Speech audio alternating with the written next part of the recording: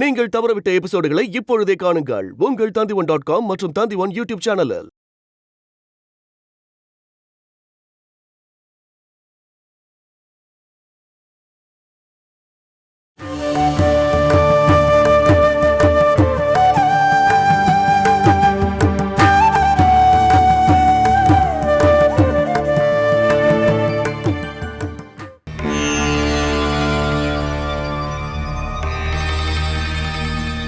Hello, சொல்லுங்க madam.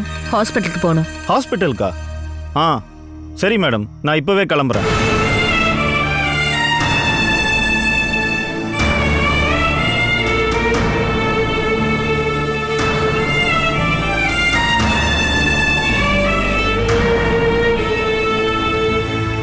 அம்மா இப்படிலாம் பண்ணாங்கன்னா என்னதான் பண்றது? அம்மா இதுக்கு முன்னாடியும் இப்படிதானே இருந்தாங்க. அவங்க இஷ்டத்துக்கு தான் எல்லாமே பண்ணுவாங்க. நீங்க எல்லாரும் அவங்க எடுக்கிற முடிவுக்கு ஒத்துப்பீங்க. பிசினஸோட விஷயத்துல அம்மா எடுக்கிற முடிவு சரியாதான் இருக்கும். நாங்க எதிர்த்து பேச வேண்டிய அவசியம் வந்ததில்ல. ஆனா இது ஒண்ணும் அப்படி இல்லைல்ல ராஜாண்ணா. ஊர்க்காரங்களுக்கு தெரிஞ்ச அவமானமா இருக்கும்ல. இதுக்கப்புறம் வெளியில தலை காட்ட முடியுமா? சவத்தை இங்க கொண்டு வந்து சடங்கு பண்றாங்கன்னும் போது அதை மத்தவங்களை வச்சு செய்ய முடியுமா என்ன? நாளைக்கு இது ஊர் முழுக்க பரவிடுமே. அது மட்டும் இல்ல பாமா அண்ணி, அம்மா இஷ்டப்படி இந்த வீட்டுல நடக்கணும்னு நினைச்சா அது சரி வராதுல்ல. நம்ம வார்த்தைக்கு மதிப்பே இருக்காது. சொல்ல அம்மா போறத பார்த்தல, இது அவங்க வீடாமா. அதுக்கு அர்த்தம் கம்பெனில இருக்க மாதிரியே எங்கேயும் நாம எல்லாரும் ஒரு வேலைக்காரங்க மாதிரி தான். நான் ஒரு விஷயத்த சொல்ல வரும்போதெல்லாம் நீங்க அதை பெருசாவே எடுத்துக்கிறதே இல்ல. மாமியார் மேல மருமக குத்தம் சொல்றான்னு நினைச்சுக்கிட்டீங்க. இப்ப அம்மாவோட நடவடிக்கை எல்லாருக்குமே புரிஞ்சிருக்குமே. 20 வருஷமா மூடி வச்சிருந்த பாசம் எல்லாமே இப்ப திடீர்னு வர வேண்டிய அவசியம் என்ன? அந்த மனுஷன் மேல இத்தனை நாளா இல்லாத அனுதாபம் இப்ப எப்படி வந்துச்சு? விஷயம் அது இல்ல கஜேந்திரன். அம்மா எப்பவுமே பிடிவாதம் பிடிப்பாங்க. அம்மா என்ன நினைக்கிறாங்களோ அதை இங்க நடத்தி காட்டணும். அப்பதானே உங்க 3 பேரையும் உங்க கைக்குள்ள கொண்டு வர முடியும். கோவத்துல அந்த மாதிரி சொல்லுவாங்களே தவிர அம்மா அந்த மாதிரி பண்ணுவாங்களா? என்னால இப்பவும் அதை நம்ப முடியல.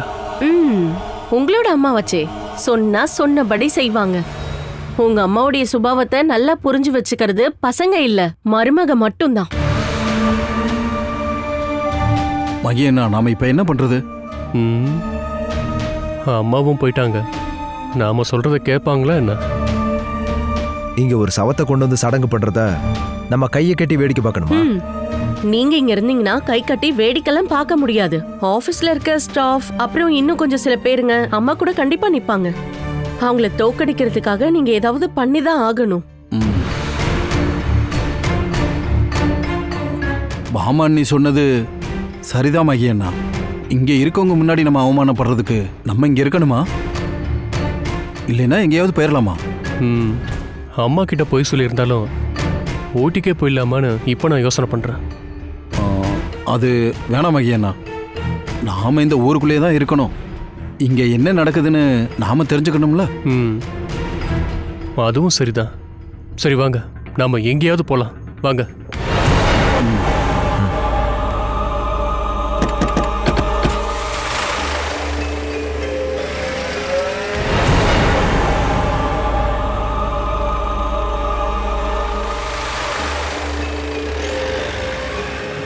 செத்துப்போன ராமச்சந்திரன் மேலங்குளம் கம்பெனியோட எம்டி விஜயலட்சுமியோட புருஷனா? ஆமா டாக்டர். அப்படி இருக்கும்போது அவருக்கு தேவையான ட்ரீட்மெண்ட் கொடுக்காம இங்கேயே செத்து போயிட்டாரு. டாக்டர், உங்களுக்கு தெரியும்ல, ட்ரீட்மெண்ட் கொடுத்தாலும் அவர் பிழைக்க மாட்டாருன்னு நான் கேள்விப்பட்டேன். அது அவர் வரும்போதே இப்படிதான் இருந்தார் மிஸ்டர். பேர் என்னன்னு சொன்னீங்க? முரளிதரன், மேலங்குளத்து கம்பெனியோட மேனேஜர். நான் சொன்னது உங்களுக்கு புரியலையா முரளிதரன்? நோயை நம்ம ஆரம்பத்திலே கண்டுபிடிச்சிருந்தா அவருக்கு வேண்டிய ட்ரீட்மெண்ட்டை கொடுத்துருக்க முடியும். அவர் மாதிரியான ஆளுங்களுக்கு தேவைப்பட்டுச்சுன்னா அமெரிக்காலேயோ லண்டன்லேயோ போய் ட்ரீட்மெண்ட் கொடுத்துருக்கலாம்ல. அந்த ஆளோட பொண்ணு தானே நேற்று சூசைட் பண்ணிக்கிட்டாங்க. அந்த சவத்தை புதைச்சது முனிசிபாலிட்டிக்காரங்கன்னு நான் கேள்விப்பட்டேன். அப்படின்னா இதுக்கான அர்த்தம் என்ன? ஒரு 20 வருஷமா அவர் பிரிஞ்சு வாழ்றார் டாக்டர். ஆனா சட்டப்பூர்வமா அவர் டைவர்ஸே வாங்கல. செத்துப்போன அந்த பொண்ணு இந்த ராமச்சந்திரனோட 2வது பொண்டாட்டிக்கு பிறந்தவ. ஓ, ஐ சி. செத்துப்போன அந்த பொண்ணுக்கும் இவங்களுக்கும் எந்த சம்பந்தமும் இல்லை. அதனால அவங்களோட விஷயத்துல இந்த மேலங்குளத்துக்காரங்க எதுவும் பண்ணல. ஆனா இவர் அப்படி இல்லைல்ல. தேவையான சடங்குகளை பண்றது பொண்டாட்டி பிள்ளைங்களோட கடமை இல்லையா? இதை வாங்குறதுக்கு ஆளுங்க இருக்கும்போது பாடியை கொடுக்கறதுக்கு பிரச்சனை இல்லை. ஆளுங்க யாரும் இல்லைன்னா அது ஹாஸ்பிட்டலுக்கு தான் பெரிய தலைவலி. 2 பொண்டாட்டிங்க அப்புறம் பசங்க இருக்கும்போது உரிமை தகராறு ஏதாவது வருமா என்ன? இல்ல, வராது டாக்டர். 2வது பொண்டாட்டிக்கு ஒரு பொண்ணு தான் இருக்கா. பாடியை வாங்கிட்டு போய் சடங்கு பண்ற நிலைமையில அந்த பொண்ணு இல்ல. அவரோட பொண்டாட்டி எங்க? விஜயலட்சுமி வந்திருக்காங்களா? மேடம் வந்துகிட்டு இருக்காங்க டாக்டர். ஒரு ஃபார்மை ஃபில் பண்ணி கொடுக்கணும். வேற ப்ரொசீஜர் எதுவும் இல்லை. ஆனா யாராவது உரிமை கோரி வந்தாங்கன்னா நிலைமை தலைகீழாயிடும். ஆஹா, அப்படிலாம் வராது டாக்டர். ம் மேடம் வந்ததும் உங்களை வந்து பார்க்க சொல்றேன் டாக்டர். ம் சரி. Thank you doctor. ம் ஓகே, தேங்க்யூ.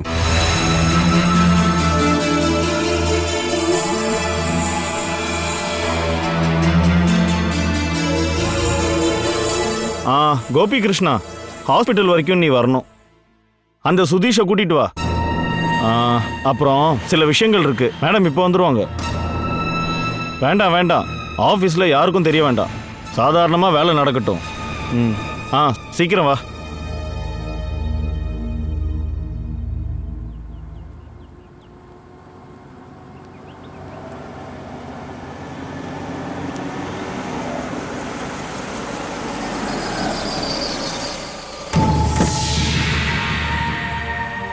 நான் டாக்டர் கிட்ட பேசிட்டேன் மேடம்.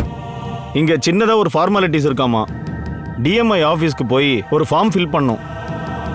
அதை நேரில் நீங்கள் தான் கொடுக்கணுமாமா. ரொம்ப லேட் ஆகுமா முரளி? இல்லை மேடம், மேக்ஸிமம் 1 hour. ஆம்புலன்ஸ் எதுவும் ஏற்பாடு பண்ணலையா? இங்கே இருக்கிற ஆம்புலன்ஸ் ஒர்க் ஷாப்பில் இருக்காமா. நம்ம வேற ஒன்று ஏற்பாடு பண்ணிடலாம். நான் கோபி கிருஷ்ணாவையும் சுதீஷையும் வர சொல்லியிருக்கேன். அவங்க வந்த உடனே அரேஞ்ச் பண்ணிடலாம். முதல்ல டிஎம்ஐக்கு ஒரு அப்ளிகேஷன் கொடுக்கணும். நானே வரேன். அதுக்கு முன்னாடி நான் ஒரு ஃபோன் பண்ணிட்டு வரேன். வீட்டில் சடங்கெல்லாம் ஏற்பாடு பண்ணணும் இல்லையா? ம்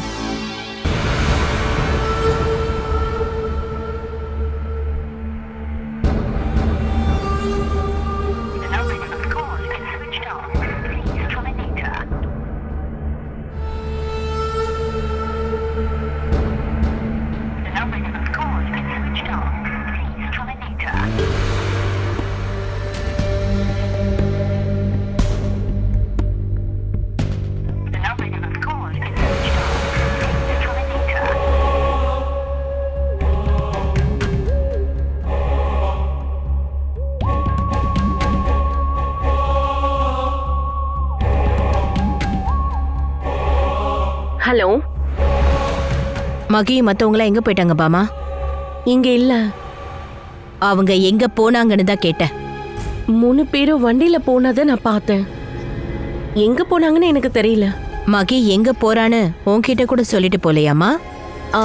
உங்ககிட்டயே சொல்லலைன்னா என்கிட்ட எப்படி சொல்லுவாங்க? 3 பேரோட மொபைலும் ஒரே மாதிரி சுவிட்ச் ஆஃப்னு வருது. எங்கே போனாங்கன்னு யாருக்கும் எதுவும் தெரியவும் இல்லை. அப்படிதானே பாமா? உங்களுக்கு தெரிஞ்சதை விட அதிகமா எனக்கு தெரியாது. என் பசங்க இதை வச்சு என்னை தோக்கடிக்கணும்னு நினைக்கிறாங்களா என்ன? அது தோக்கறதுக்கும் ஜெயிக்கிறதுக்கான சண்டை உங்களுக்கும் அவங்களுக்கும் நடுவுல தானே. அதனால எனக்கு என்ன லாபம்?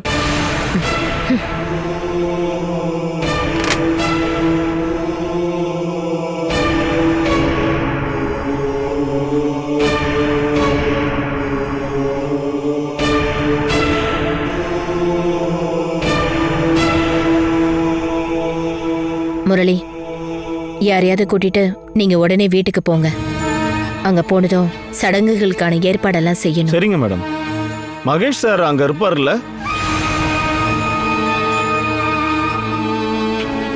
என் பசங்க யாருமே அங்க கிடையாது. அப்படியே இருந்தாலும் யாரும் எதுக்கும் முன் வந்து செய்ய மாட்டாங்க. நீங்க நான் சொன்ன மாதிரி செஞ்சா மட்டும் போதும். சரிங்க மேடம். நான் வரும்போது வீட்டோட தெற்கு மூலையில அவரோட உடலை வச்சிருக்கணும். இந்த விஷயத்துல நீங்க அங்க யாரோட பேச்சையும் கேட்க வேண்டாம். சரிங்க மேடம். உங்களை தடுக்கிறதுக்கு யாராவது முயற்சி செஞ்சாங்கன்னா அதை நீங்க பெருசுப்படுத்த வேண்டாம். அது என்னோட வீடு. உங்களை தடுக்கிறதுக்கு அங்க யாருக்கும் எந்த உரிமையும் இல்லை. என் பசங்களுக்கும் அவனுங்க பொண்டாட்டிங்களுக்கும் கிடையாது. நான் இப்ப சொன்னதெல்லாம் முரளிக்கு புரிஞ்சுதா இல்லையா? புரிஞ்சுது மேடம். சடங்கு பண்றதுக்கான ஆளை வர வச்சாகணும். சடங்கு பண்றதுக்கு என்னெல்லாம் தேவையோ அதெல்லாம் வாங்கி ஆகணும். எதுலயும் எந்த குறையும் வச்சிடாதீங்க. சரிங்க மேடம். ஆ, இனி மரத்தை வெட்டி அதை விறகாக்கிறதுக்கு ரொம்ப நேரம் ஆயிடும். விறகு விலை கொடுத்து வாங்கிடுங்க. சரி. ம், சீக்கிரமா போங்க. ஏதாவது பிரச்சனை வந்துச்சுன்னா உடனே எனக்கு கால் பண்ணுங்க. Yes madam. ம்.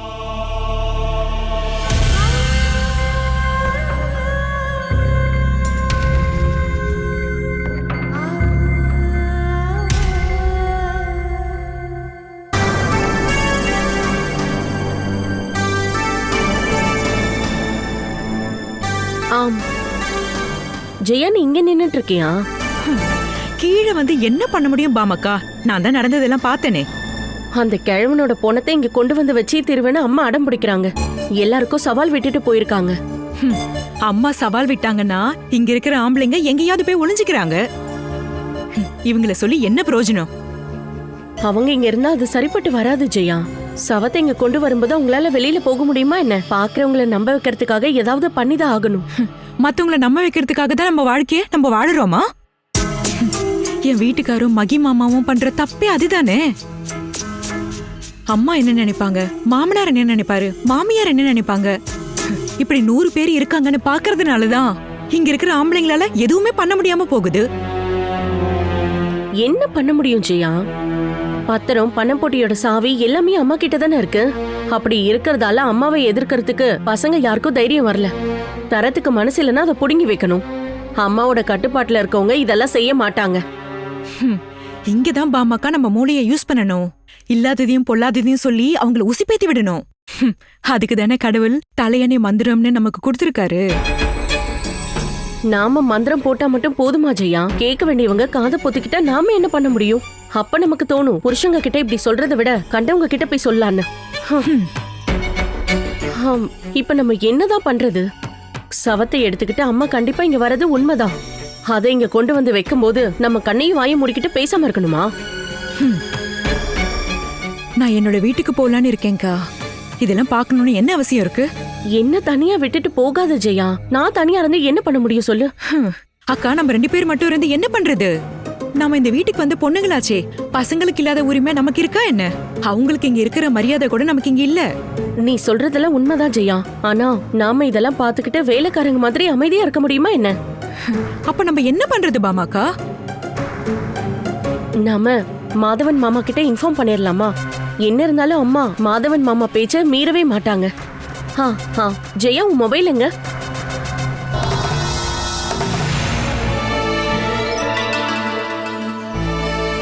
ரிங்கு போகுது. பாமாக்கா, நீங்களே பேசுறீங்க. ஹலோ. மாதவன் மாமா, நான் பாமா பேசுறேன். இங்க ஒரு பிரச்சனை. நீங்க இங்க வந்தா மட்டும்தான் அதுக்கான பரிகாரம் கிடைக்கும். சின்ன பிரச்சனையா இருந்தா நாங்க எதுக்கு உங்களை கூப்பிட போறோம்? நீங்க உடனே கிளம்பி வாங்க மாமா. எங்களுக்கு இங்க உதவி பண்ண வேற யாருமே இல்ல. சரிங்க மாமா. மாதவன் மாமா வராரு. நாம பாதி ஜெயிச்சிட்டோம். ஆனா அதுக்கு முன்னாடி அம்மா சவத்தை எடுத்துக்கிட்டு இங்க வராம இருந்தாலே போதும். மேடம், இந்த ஹாஸ்பிட்டல்ல வேற என்னெல்லாம் ஃபார்மாலிட்டிஸ் இருக்கோ அது எல்லாத்தையும் முடிக்கணும் கோபி. Okay madam. நீங்க ஆம்புலன்ஸ் ஏற்பாடு பண்ணிருக்கீங்கல்ல? பண்ணிட்டேன் மேடம், இப்போ வந்துரும்.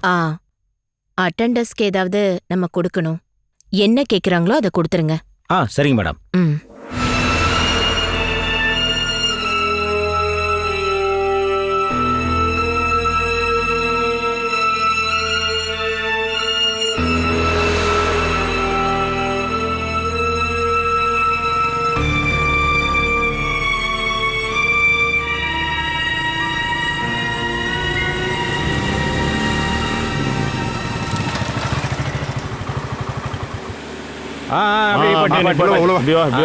அப்படி ஸ்லோ பண்ணி பாட்டு.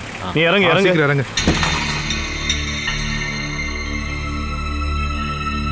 வா, வேலையை ஆரம்பிக்கலாம். இறங்குப்பா, சீக்கிரம். முதல்ல இதெல்லாம் வெளியிடுங்க. Okay sir.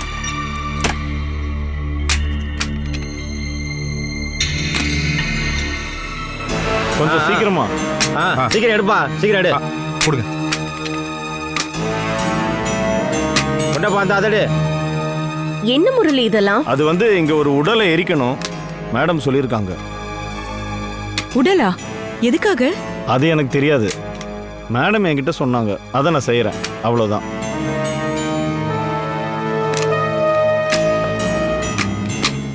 சுதீஷ். சார். தெற்கு பக்கம் அங்கதான். அந்த இடம் ஃபுல்லா விறகு அடுக்கி வச்சிருங்க. சீக்கிரம் அடுக்கி வச்சிருங்க. சரி, ஓகே சார், நான் பாத்துக்கிறேன். ஆனா கொஞ்சம் சீக்கிரம் இருக்குங்கண்ணா. சரி சார். நிறுத்துங்க. என் வீட்டுக்காரரோ இல்ல ராஜு வந்ததுக்கு அப்புறம் தான் இந்த சடங்கெல்லாம் பாத்துக்கலாம். ஆம்பளைங்க இல்லாத நேரமா பார்த்து வீட்டுக்குள்ள வந்து பிரச்சனை பண்றீங்களா? மேடம் தான் சொன்னாங்க. அப்படின்னா அம்மா இங்க வரட்டும், அதுக்கப்புறம் எல்லாத்தையும் பாத்துக்கலாம். நீங்க இந்த ஏற்பாடெல்லாம் பண்றதுக்கு முன்னாடி முதல்ல சொல்ல வேண்டியது என் வீட்டுக்காரர்கிட்டயும் ராஜு கிட்டயும் தான். இதெல்லாம் முன்னாடி நின்னு நடத்த வேண்டியது பசங்க தான், மேனேஜர் இல்ல. மேனேஜர் வேலைலாம் ஆபீஸ்ல வச்சுக்கோங்க.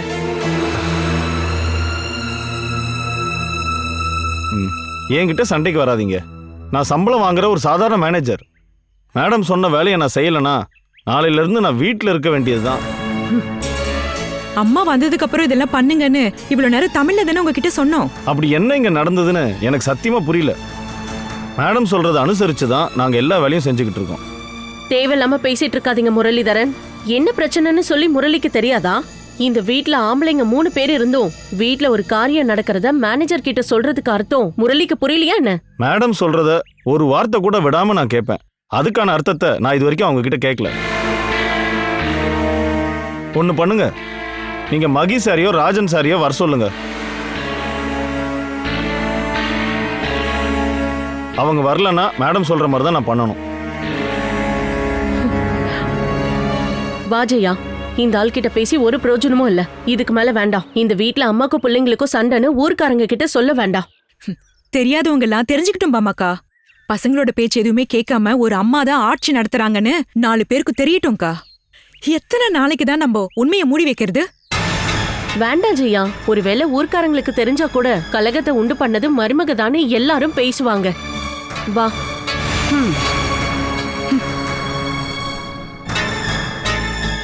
நீங்க வேலையை பாருங்கப்பா. அதான் வைங்க. மேல வை. அது எல்லாத்தையும் இறக்குப்பா. குடு சீக்கிரம். போய் போனேன். வாங்கண்ணே, வாங்க பின்னாடி வாங்க, சீக்கிரம் வாங்கண்ணே. வாங்கண்ணே.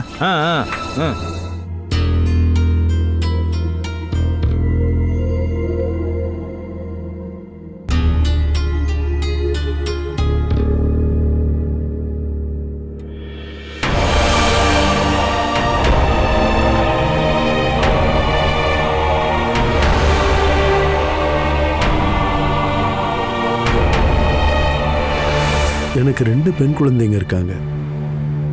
அவங்களுக்கு யாருமே துணை இல்லை. இவங்க 2 பேரை கரை சேர்க்கறதுக்கு என்னால முடியல.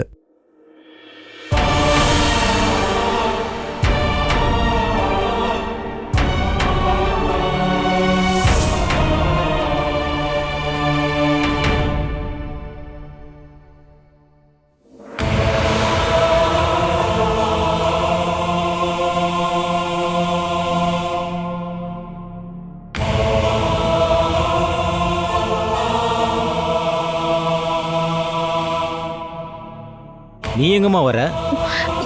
என் அப்பாவை நீங்க எங்க கூட்டிட்டு போறீங்க? விஜயலட்சுமி மேடம் வீட்டுக்கு கொண்டு போறோம், எரிக்கிறதுக்கு. மேடம் இவரை எரிக்க சொல்லியிருக்காங்க, அதை செய்யணும்ல. அதுதானே சரி.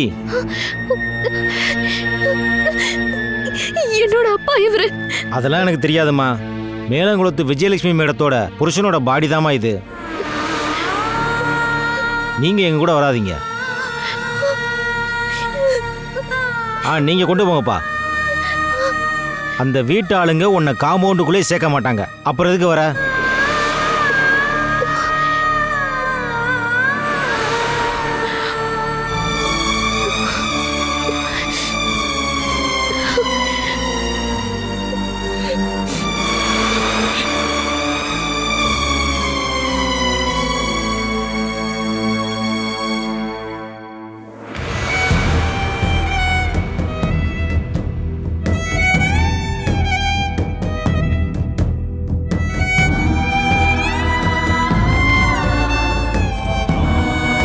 அந்த பக்கம் வைங்க.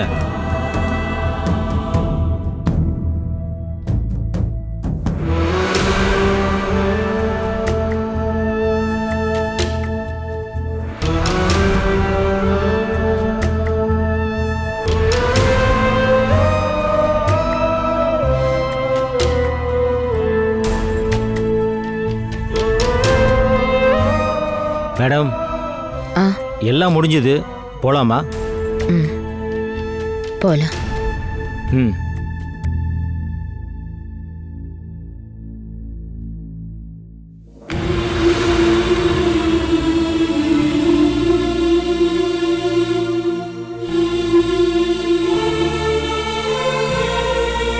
அவ ஏன் அங்கேயே நின்னுட்டு இருக்கா?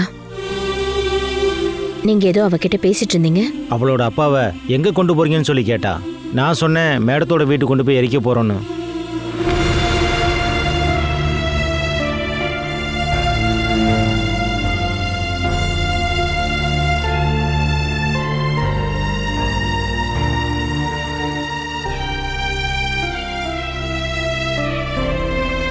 நம்ம போலாம் மேடம், டைம் வேற ஆயிட்டு இருக்கு. அங்க எல்லாம் தயாரா இருக்குன்னு முரளி சார் சொன்னாரு. போலாம்.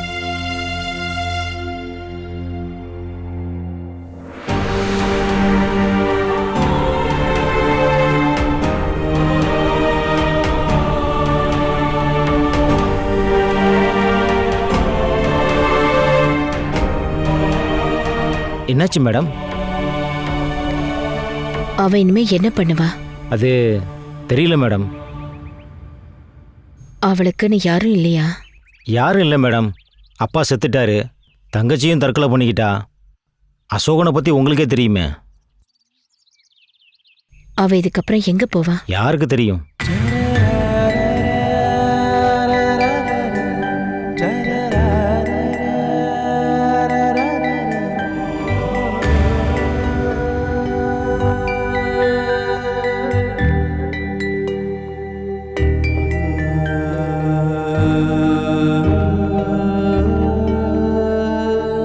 என் வீட்டுக்காரரோட பொண்ணு தானே நீ?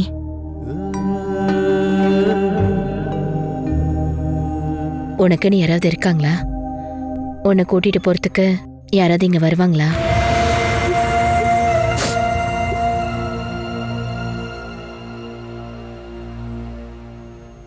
என் கூட வரியாமா?